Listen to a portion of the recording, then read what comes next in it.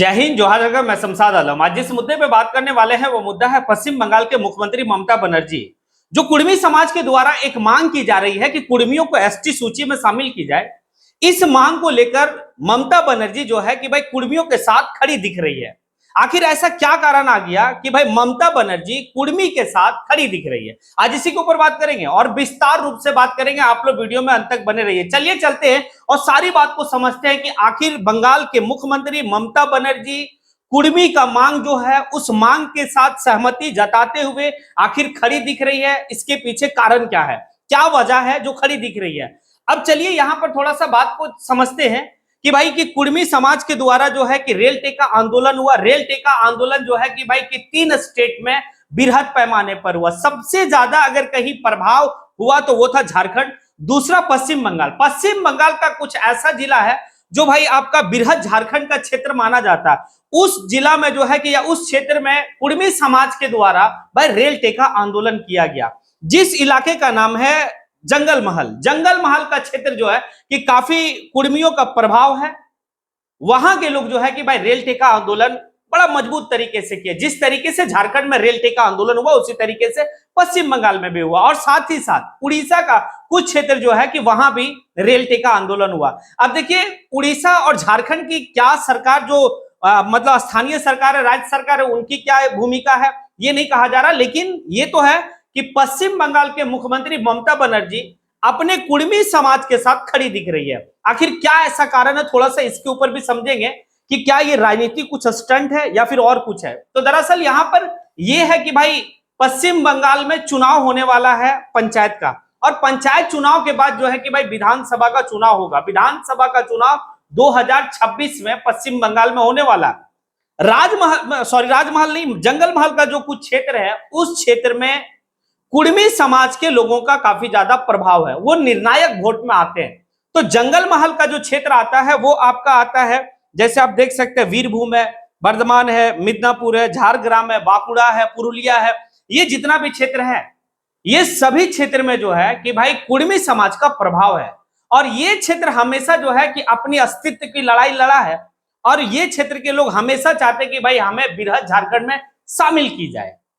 अब ऐसा है कि इसी के वजह से कुर्मी समाज के नेताओं के साथ पश्चिम बंगाल की मुख्यमंत्री ममता बनर्जी बैठती है और बैठने के बाद वो स्पष्ट कहती है कि मैं इस मुद्दा को आने की शीघ्र बहुत जल्द जो है कि भाई केंद्र सरकार को प्रस्ताव के रूप में मैं भेजूंगी और केंद्र सरकार से डिमांड करूंगी कि आपकी जो डिमांड है कि भाई एसटी सूची में शामिल की जाए, मैं वहां पर जो है कि प्रस्ताव भेजूंगी और डिमांड भी करूंगी।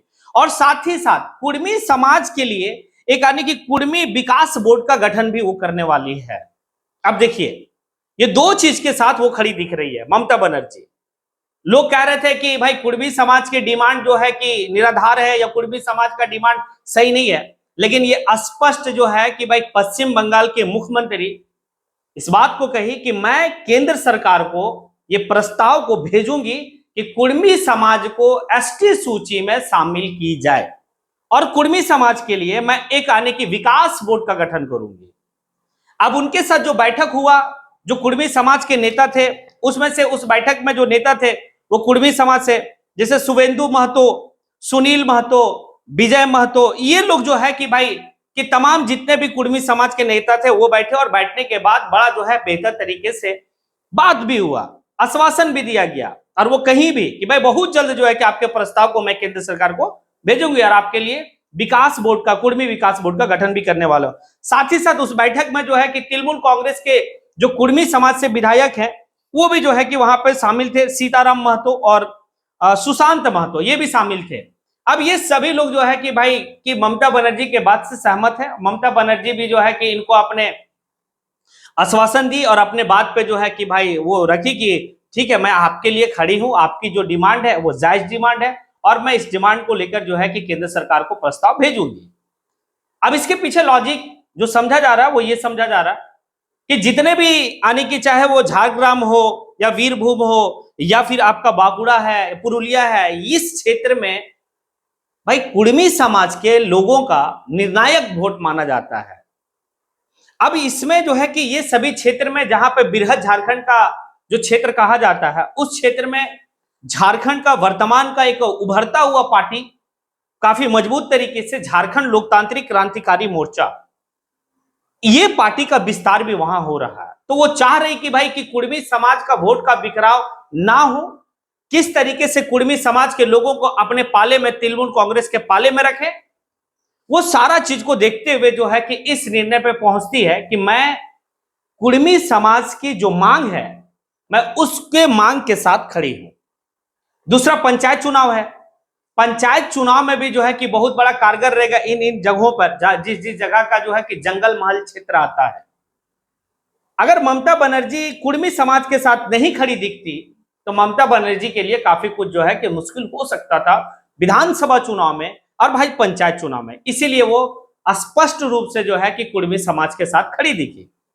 अब साथ ही साथ यहां पर यह है कि भाई कि आखिर तृणमूल कांग्रेस कुर्मी समाज के साथ है, तो बीजेपी का बंगाल में क्या स्टैंड है? स्टंट तो होगा ना कुछ। तो बीजेपी में बंगाल का जो स्टंट है कुर्मी समाज के द्वारा, वो कुर्मी समाज को अपमानित कर रहे हैं। बीजेपी कभी नहीं चाहता कि भाई कुर्मी समाज एसटी सूची में शामिल हो। अब बीजेपी का राष्ट्रीय उपाध्यक्ष, जिनका नाम आप कह सकते हैं दिलीप घोष है, जो मेंबर ऑफ पार्लियामेंट भी हैं, इनके खिलाफ में कुर्मी समाज के जो नेता हैं या कुर्मी समुदाय के जो नेता हैं, वो इनके खिलाफ में मोर्चा खोल दिए हैं। खड़गपुर में जो है कि इनका आवास है, वहां पर जाके नाराबाजी करना और इनको कहना, जो बीजेपी का राष्ट्रीय उपाध्यक्ष है उनसे जो है कि भाई एक मांग की गई कि आप जब तक कुर्मी समाज से जो है कि माफी नहीं मांगेंगे तब तक आपके खिलाफ में जो है कि भाई हम लोग जो है कि प्रदर्शन करते रहेंगे। तो देखिए बीजेपी का हमेशा हथगंडा रहा है कि भाई कुर्मी समाज को कैसे अपमान करें, ये बीजेपी का स्टंट है। लेकिन वही तृणमूल कांग्रेस एक बेहतर तरीके से समझ को जो है कि वो क्या की कि भाई कुर्मी समाज के साथ खड़ी दिखी। लेकिन ये है कि जिस तरीके से जंगल महल के क्षेत्र में जयराम महतो का प्रवेश, क्या इससे घबराकर जो है कि भाई ममता बनर्जी ये कदम उठाई या और कुछ है?